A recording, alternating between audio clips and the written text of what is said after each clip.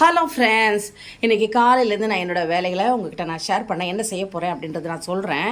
இங்கே பாருங்கள், நான் பூரிக்கு வந்து இன்றைக்கி பூரி தான் செய்ய போகிறேன். பூரிக்கு வந்து மாவு பசஞ்சு வச்சுருக்கேன். அதுக்கு தொட்டுக்க என்ன பண்ண போகிறேன்னா, பட்டாணியும் உருளைக்கிழங்கு வெங்காயம் போட்டு ஒரு கிரேவி பண்ண போகிறேன். அடுத்தது நேற்று நைட்டுக்கே வந்து நான் வந்து எல்லாம் ஊற வச்சுட்டேன். என்னென்ன ஊற வச்சுருக்கேன்னா, இட்லிக்கு இது ஊற வச்சுருக்கேன், இது வந்து கம்பு தோசைக்கு ஊற வச்சுருக்கேன். எல்லாமே தனித்தனியாக தான் ஊற வைப்பேன். கம்பு தோசைக்கு கம்பு தனியாக வச்சுருக்கேன். அப்புறம் அடுத்தது வந்து அரிசி வந்து தனியாக வச்சுருக்கேன். அடுத்தது உளுந்து வந்து ஃப்ரிட்ஜில் ஊற வச்சுருக்கேன். இது வந்து இதுவும் ஒரு தோசைக்கு செய்யறதுக்கு தான். இப்படி நான் வந்து அரைக்கும் போது மொத்தமாக அப்படி அரைச்சி வச்சுப்பேன். அப்புறம் வந்து இன்றைக்கி காலையில் இது செய்கிறதுனால இனிமேல் தான் ஸ்டார்ட் பண்ண போகிறேன். அதான் உங்ககிட்ட நான் வந்து இதை ஷேர் பண்ணுறேன். நைட்டே வந்து நம்ம வந்து ஊற வச்சிட்டோம்னா காலையில் சமையலை பார்த்துக்கிட்டு இதை மாவு அரைக்க வேண்டியதெல்லாம் அரைச்சிடலாம், ஈஸியாக வேலை முடிஞ்சிடும். அதுக்காக தான் நான் எல்லாத்தையும் நைட்டே அரிசியெல்லாம் ஊற வச்சுருவேன். உளுந்தை வந்து காலையில் 5 மணிக்கு ஊற வச்சுட்டேன். இனிமேல் தான் வந்து அரைக்க போகிறேன். ஃபஸ்ட்டு நான் வந்து இந்த கிரேவி செஞ்சுட்டு அதுக்கப்புறம் மாவு அரைக்கிறதையும் உங்ககிட்ட நான் ஷேர் பண்ணுறேன்.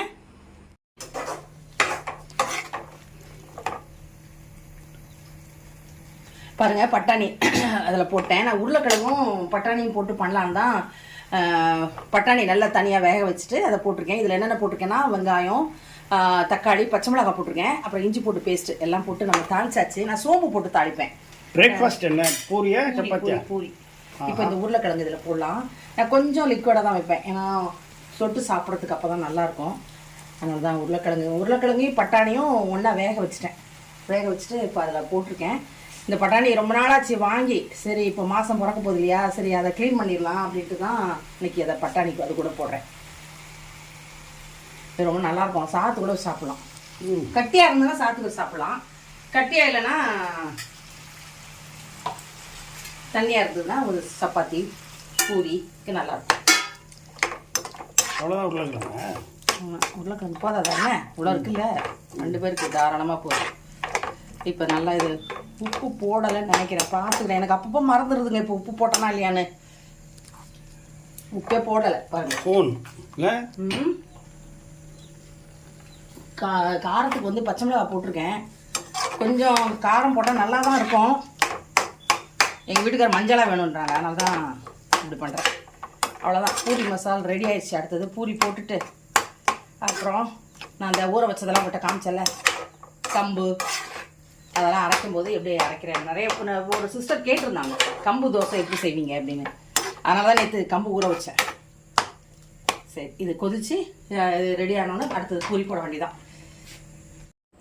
நான் இன்றைக்கி சாயங்காலம் வந்து ட்ரெஸ்ஸிங் டேபிள் க்ளீன் பண்ணலான்னு சொல்லிட்டு எடுத்திருக்கேங்க. எப்படி இருக்குது பாருங்கள், ட்ரெஸ்ஸிங் டேபிள் பயங்கர அழுக்காக இருந்தது. ரொம்ப நாள் ஆச்சு நானும் தொடச்சி. அப்பப்போ சும்மா மேலே மட்டும் துடைக்கிறது, அப்படியே எடுத்து அடிக்கிறது, அவ்வளோதான். ஆனால் இந்த உள்ளெல்லாம் எடுத்து தொடச்சி அடுக்கலான்னு சொல்லிட்டு தான் இன்றைக்கி இதெல்லாம் எடுத்து வெளியில் வச்சுருக்கேன். இனிமேல் தான் அடுக்க போகிறேன். ஏன்னா மெடிசன்ஸு, அப்புறம் வந்து எண்ணெய், பவுடரு, இது மாதிரி ஐட்டங்கள் தான் இருக்கும். வேறு மேக்கப் செட்டு அந்த மாதிரிலாம் எந்த ஐட்டமும் என்கிட்ட இருக்காது. இதெல்லாம் தான் அந்த ட்ரெஸ்ஸிங் டேபிள் இங்கே கீழே வச்சுருக்கேன் பார்த்தீங்களா. இந்த திங்ஸ் அவ்வளோவும் தான் ட்ரெஸ்ஸிங் டேபிளுக்குள்ளே உள்ளே இருக்கும். சரி, எல்லாத்தையும் ஒரு சீப்பு எடுத்து தலை வரலான்னு எடுத்தாங்க. பார்த்தா ரொம்ப அசிங்கமாக இருந்ததா. சரி, டைமும் இருந்தது. சரி, இன்றைக்கி வந்து அதை க்ளீன் பண்ணிடலாம் அப்படின்ட்டு தான் எல்லாத்தையும் எடுத்து வெளியில் போட்டு வச்சுருக்கேன். இப்போ எல்லாத்தையும் நல்லா இது கீழெல்லாம் தொடச்சிட்டேன், எல்லாமே தொடச்சிட்டேன். இனிமேல் அந்த 2 கபோர்டை மட்டும் தொடச்சிட்டு அதில் எல்லாத்தையும் எடுத்து அடுக்கிட்டு என்னோடய ட்ரெஸ்ஸிங் டேபிள் எப்படி இருக்குன்றதை நான் உங்ககிட்ட காமிக்கிறேன். இது ரொம்ப வருஷமாக பழைய காலத்து ட்ரெஸ்ஸிங் டேபிள், ஆனால் ரொம்ப ஸ்ட்ராங்காக இருக்கும். அடுக்கிட்டு உங்ககிட்ட எப்படி இருக்குன்னு காமிக்கிறேன்.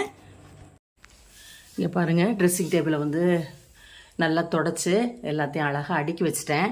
இங்கே இருக்குது பார்த்தீங்களா, எல்லாமே மெடிசன்ஸ் தாங்க. மெடிசன்ஸு, ஆயில்மெண்ட்டு, ஐ ட்ராப்ஸு, இந்த மாதிரி ஐட்டங்கள் தான். எல்லாத்தையும் தொடச்சி அழகாக அடுக்கி வச்சுட்டேன். அடுத்தது இந்த ட்ராயரையும் பாருங்கள், ட்ராயரையும் நீட் பண்ணி வச்சுட்டேன். நான் என்னுடைய சர்ச்சுக்கு போயிட்டு வந்துட்டு பேங்கிள்ஸில் இதில் தான் அப்படி எப்போதுமே வீட்டில் கழட்டி தான் வச்சுருவேன். அதை கழட்டி வச்சுருக்கேன்.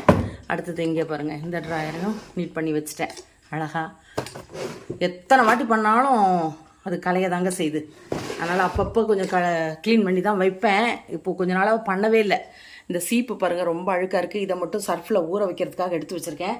எல்லாத்தையும் நல்லா தொடச்சி அழகாக அடுக்கிட்டேன். அடுத்தது இங்கே வேண்டாததெல்லாம், அதாவது எக்ஸ்பைரி ஆன ஆயில்மெண்ட்டு, அப்புறம் வந்து இந்த என்னது அமிர்தாஞ்சன், எல்லாத்தையும் அந்த காஃப் சிரப்போட பாட்டில் எல்லாத்தையும் உள்ளே இருந்தது, எல்லாத்தையும் எடுத்து வெளியே போட்டேன்.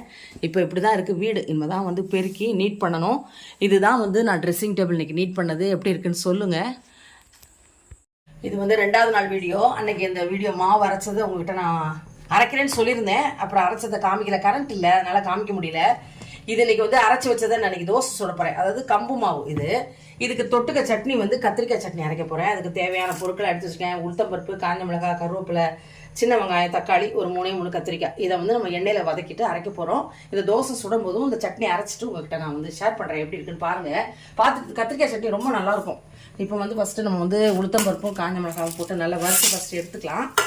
இது கூட கொஞ்சம் இஞ்சி போடுங்க, கொஞ்சம் பூண்டு. நான் வந்து அரைக்கும் போது அப்படியே போட்டு அரைச்சிருவேன், அதனால தான் நான் அதை எடுத்து வைக்கல, வறுக்க மாட்டேன். அதை இஞ்சி பூண்டு நீங்கள் பச்சையாக போட்டு அரைச்சிங்கன்னா ஸ்மெல்லு நல்லாயிருக்கும். அதுக்காக தான் நான் வந்து வதக்காமல் அப்படியே போட்டு அரைப்பேன். இது நல்லா வறுத்துட்டு அடுத்தது தக்காளி, வெங்காயம், இந்த கத்திரிக்காய் எல்லாத்தையும் உப்பு போட்டு வதக்கி எடுத்துட்டு ஆற வச்சுட்டு சட்னி அரைக்க போகிறோம். இது நான் தோசை சுட போகிறேன்.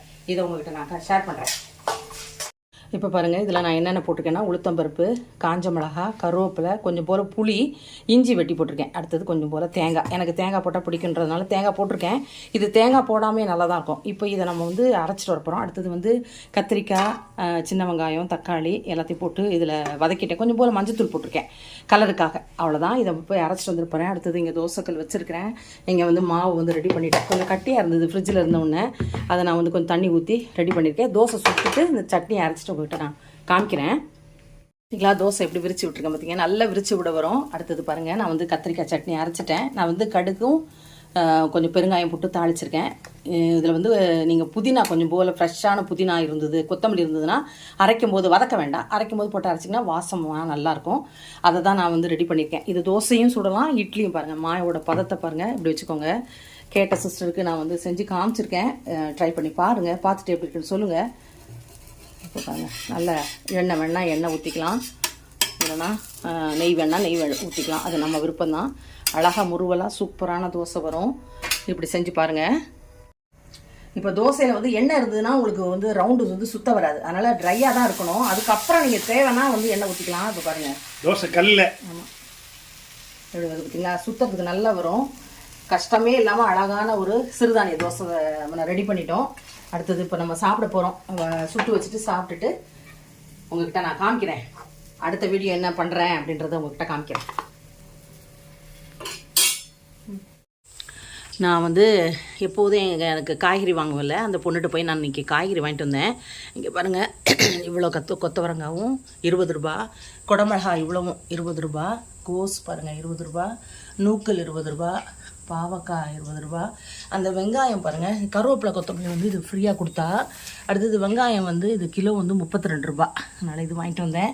அடுத்தது வந்து பூண்டும் வாங்கிட்டு வந்து அதை நல்லா எல்லாத்தையும் க்ளீன் பண்ணி தோலெல்லாம் எடுத்து நாளைக்கு தான் வெயிலில் வைக்கணும். அடுத்தது இந்த கத்திரிக்காய் வந்து எனக்கு ஃப்ரீயாக கொடுத்தா. ஏன்னா அன்றைக்கி நான் வாங்கின கத்திரிக்காய் ரொம்ப சொத்து இருந்ததுன்னு சொன்னேன்னா, அதனால் எனக்கு இந்த கத்திரிக்காய் வந்து ஃப்ரீயாக கொடுத்தா. இவ்வளோ தான் வந்து நான் காய்கறி கடையில் போய் வாங்கிட்டு வந்த காய்கறிகள். பாருங்கள் எப்படி இருக்குன்னு பாருங்கள். 2 நாள் வீடியோ இது, பார்த்துட்டு எப்படி இருக்குன்னு சொல்லுங்கள். நெக்ஸ்ட் நம்ம இன்னொரு வீடியோவில் மீட் பண்ணலாம். பாய்.